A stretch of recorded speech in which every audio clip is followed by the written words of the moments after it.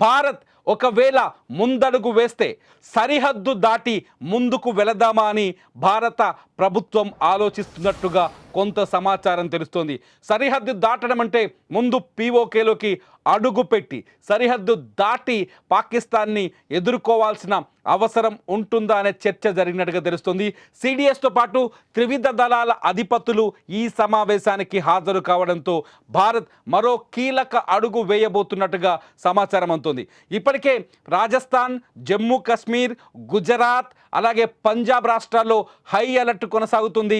ఈ 4 రాష్ట్రాలు పాకిస్తాన్ బార్డర్కి చాలా దగ్గరగా ఉంటాయి. ఈ 4 రాష్ట్రాలతోనే భారత్ పాకిస్తాన్ బార్డర్ని షేర్ చేసుకుంటుంది.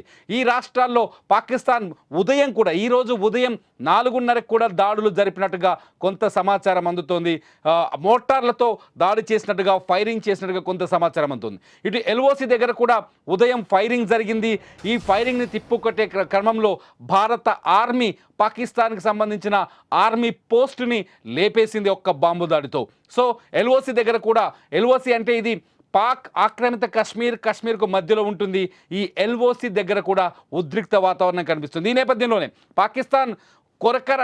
పాకిస్తాన్ కెలికి కయ్యానికి వస్తున్న సందర్భంలో ముందడిగి ఎలా వేద్దాం, ఎటువైపు అడుగులు వేద్దామని భారత ప్రభుత్వం ఆలోచిస్తున్నట్టు తెలుస్తోంది.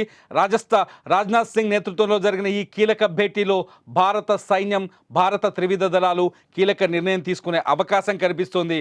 పాక్ బార్డర్లోకి వెళ్ళి, పాక్ భూభాగంలోకి వెళ్ళి యుద్ధాన్ని మరింత బలోపేతం చేద్దామని భారత్ ఆలోచిస్తున్నట్టుగా కొంత సోర్సెస్ ద్వారా సమాచారం